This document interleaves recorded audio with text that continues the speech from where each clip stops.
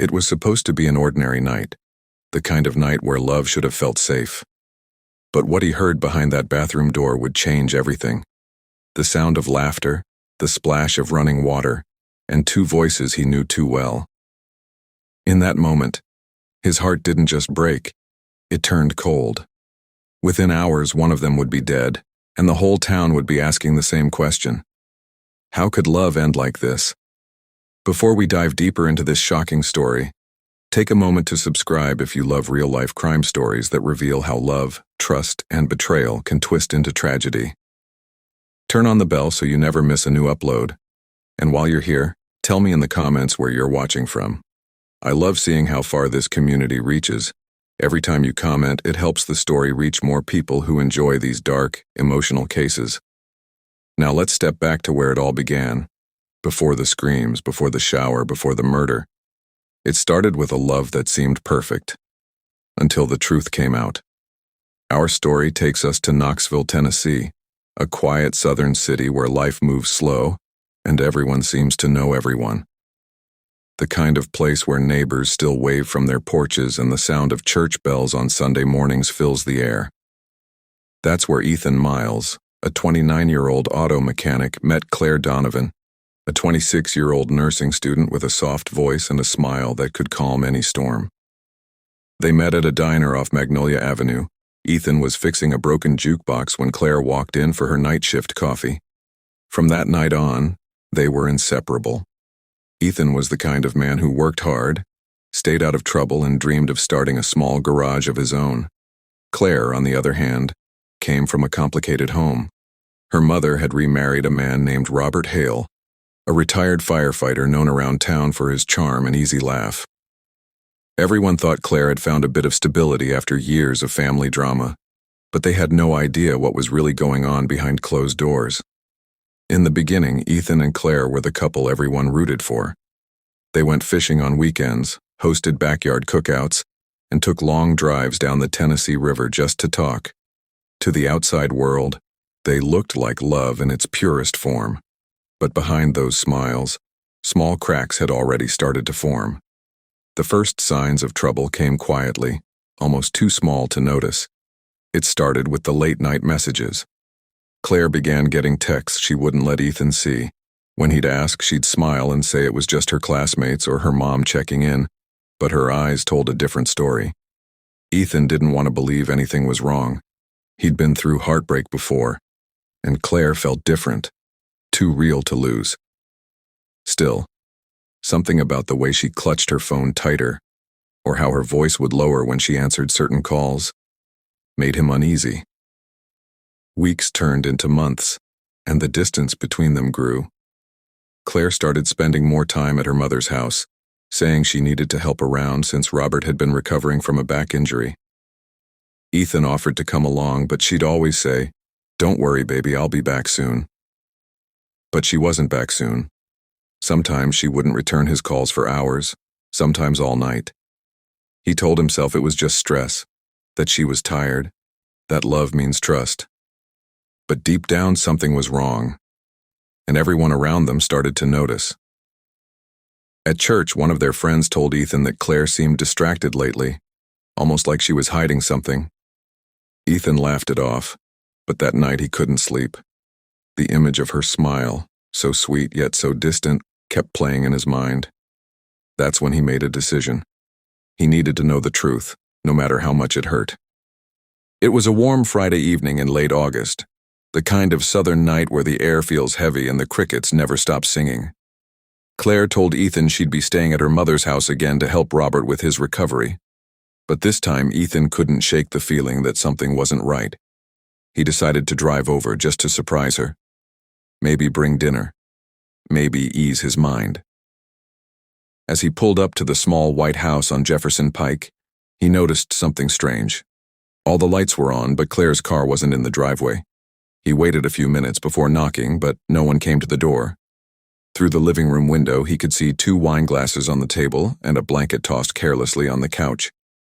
It didn't look like a family night. It looked like something else. Later that week, he tried to ignore it. He told himself he was overthinking, but every visit after that felt colder.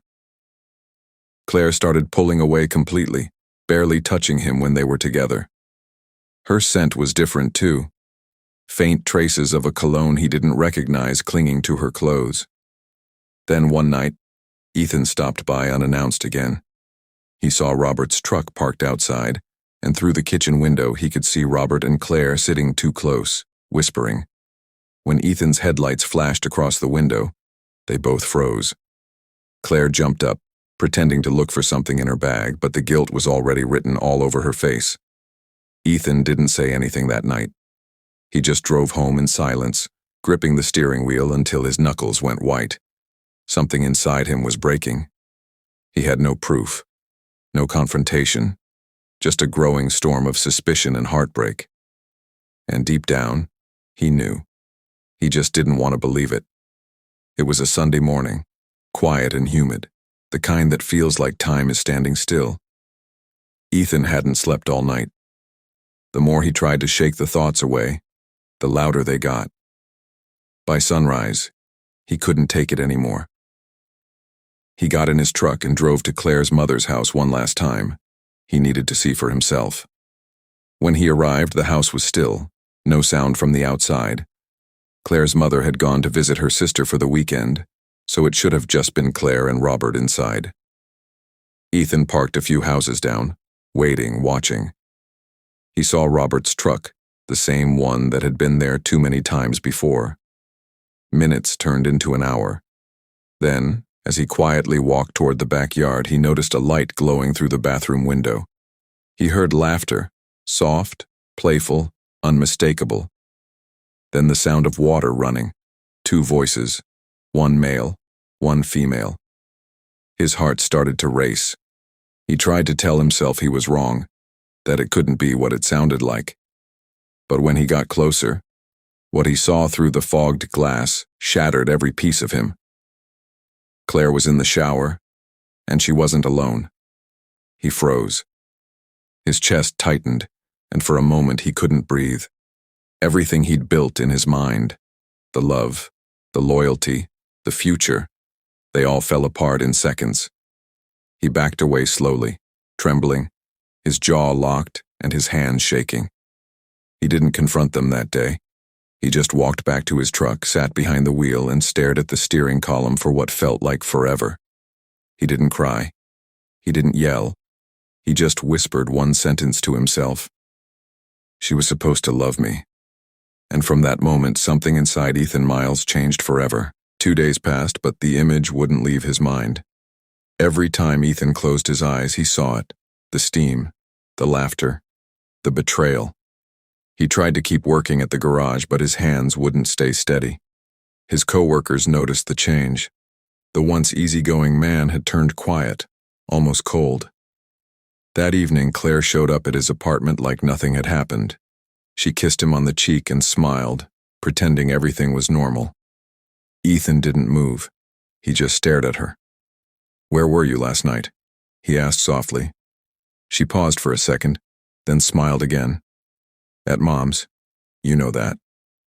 Ethan leaned back, his eyes locked on hers. "Don't lie to me, Claire." For the first time, she froze. The color drained from her face.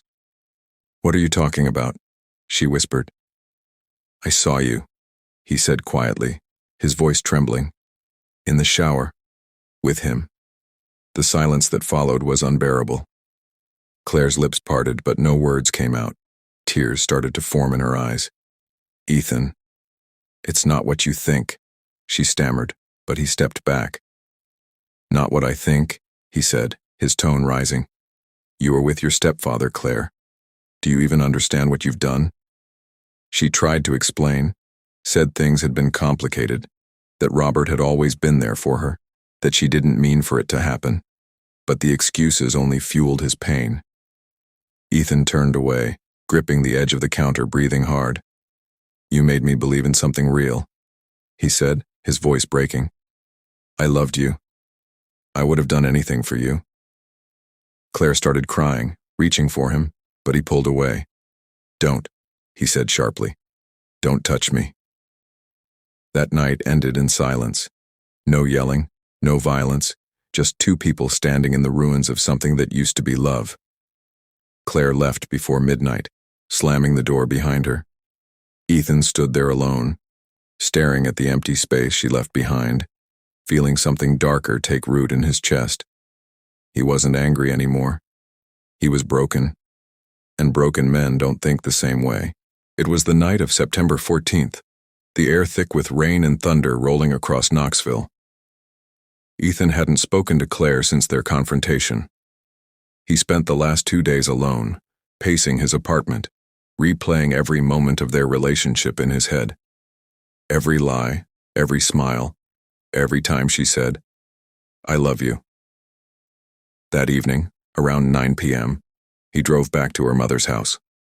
The rain was falling hard, blurring the windshield. His heart pounded with every turn of the wipers. He didn't have a plan. He just needed answers. Closure. Something. When he arrived, he saw Robert's truck parked out front again. The lights inside the house were dim, just a faint glow coming from the living room. Ethan sat in his truck for a few minutes, staring through the rain. Then he stepped out, walked to the door, and knocked. No one answered, but the door wasn't locked. It creaked open slowly, revealing the faint sound of a TV playing somewhere inside. He called her name once, then again. Nothing. He moved through the hallway, the air thick with the smell of wine and perfume. Then he saw them, on the couch, tangled under a blanket, laughing softly. For a moment, time froze. His chest tightened. His breath came out in short, angry bursts. Claire looked up first. The moment their eyes met, her smile vanished. She sat up quickly, stammering his name. Robert stood, confused, trying to speak, but Ethan wasn't listening anymore.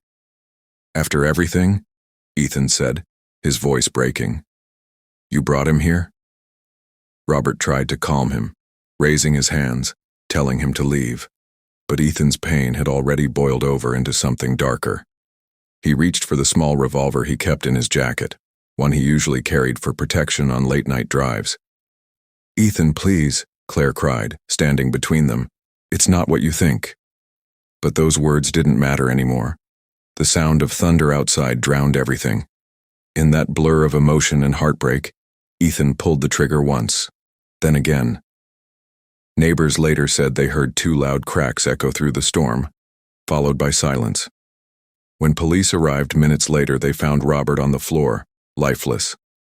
Claire was on her knees beside him, screaming his name. Ethan stood in shock, the gun trembling in his hands, tears streaming down his face. He whispered one last thing before they took him away. "She was supposed to love me." When the police arrived, the rain had washed away most of the blood from the porch steps, but not the memory of what had just happened. Blue and red lights flickered across the neighborhood as officers led Ethan out in handcuffs. He didn't resist. He didn't even speak. He just kept staring at the house as if he still couldn't believe what he'd done. Inside, the scene was chaos. Claire was still screaming, clutching Robert's body, begging him to wake up. Her cries echoed through the living room, mixing with the sound of thunder and the officers' radios. She was covered in blood and shaking uncontrollably. Detectives later said Ethan seemed almost calm during his arrest. He kept repeating the same words under his breath. It wasn't supposed to be this way. When they asked him why he did it, he looked down at the floor and said, "You wouldn't understand." The news spread fast through Knoxville. By morning, every local station had the same headline: "Mechanic arrested after love triangle turns deadly." People who knew Ethan were in shock. Friends described him as quiet, humble, a man who never raised his voice. No one could believe he was capable of something like this. Claire was taken to the hospital that night, treated for shock, and questioned for hours. She told detectives that she never meant for things to go that far, that she cared about both men in different ways, and that Ethan just snapped. In the days that followed, photos of the 3 of them flooded social media. Smiling faces, happy moments, old memories that now looked haunting. The same people who once envied their relationship were now struggling to understand how love could turn into something so dark, so fast. For Ethan, The world had gone quiet. Sitting in a county jail cell, he finally realized what he'd lost. Not just the woman he loved, but himself. And the silence that filled that space was louder than any scream. The trial of Ethan Miles began 6 months later at the Knox County Courthouse. The courtroom was packed from the first day. Locals, reporters, even people who had never met him came to see the man whose heartbreak had turned into horror. The story had become more than a tragedy. It had become a warning. Ethan sat quietly through most of the proceedings, dressed in a plain gray suit, his hands cuffed in front of him. When the prosecutor described the events of that stormy night, he didn't flinch. But when they showed a photo of Claire on the witness stand, trembling as she described what happened, his eyes filled with tears. Claire told the court she never thought Ethan would hurt anyone, that he had always been gentle, loving, patient. But something inside him had broken that night. He looked like someone I didn't recognize, she said softly. Like a stranger. The defense tried to argue temporary insanity, saying the betrayal had pushed him past the edge of reason. But the prosecution called it what it was, premeditated murder. They said Ethan had time to walk away but chose not to. They replayed his words from the interrogation room. She was supposed to love me. That sentence became the heart of the case. It echoed through the courtroom like a haunting refrain. When it was finally his turn to speak, Ethan stood slowly, looking at the judge. His voice was low but steady. I loved her more than I loved myself, he said. But love doesn't excuse what I did. I lost control, and a man is dead because of me. I can't take that back. All I can do now is live with it. There was no outburst, no plea for sympathy, just a man accepting the weight of what he'd done. The jury took less than 3 hours to reach a verdict, guilty of second-degree murder. Ethan was sentenced to 28 years in prison. As the judge read the sentence, Ethan nodded once as if he already knew this was how it had to end. When he was led out of the courtroom, he turned to Claire one last time. Their eyes met for a brief second. No words, no tears. Just two people who had once loved each other, now forever separated by the choices they made. Years have passed since that night in Knoxville, but the story of Ethan Miles and Claire Donovan still lingers like a shadow. Some say Ethan lost his mind. Others say he was a good man who simply broke under the weight of betrayal. But one thing remains clear. Love can be the most powerful thing in the world, and also the most dangerous. In prison, Ethan keeps to himself. He spends most of his days in the workshop, fixing old radios and reading books. He rarely speaks about what happened, but once during a brief interview he said something that stayed with everyone who heard it. I didn't lose her that night, he said quietly. I lost myself long before it. Claire eventually left Tennessee and moved to another state. She changed her last name, started a new life, and rarely speaks about the past. Those who knew her say she still visits Robert's grave once a year, always alone, always in silence. And for the people of Knoxville, it's a story that never quite faded. A reminder that behind every smile, there might be a secret no one sees coming. What do you think really happened that night? Was it love, betrayal, or something much darker? Tell me in the comments below. I read every single one. And before you go, make sure you subscribe if you love stories like this one, where truth and tragedy collide. Turn on the bell so you don't miss the next case, and let me know where you're watching from in the comments. Because every town, every city, has its secrets, and sometimes, love can kill.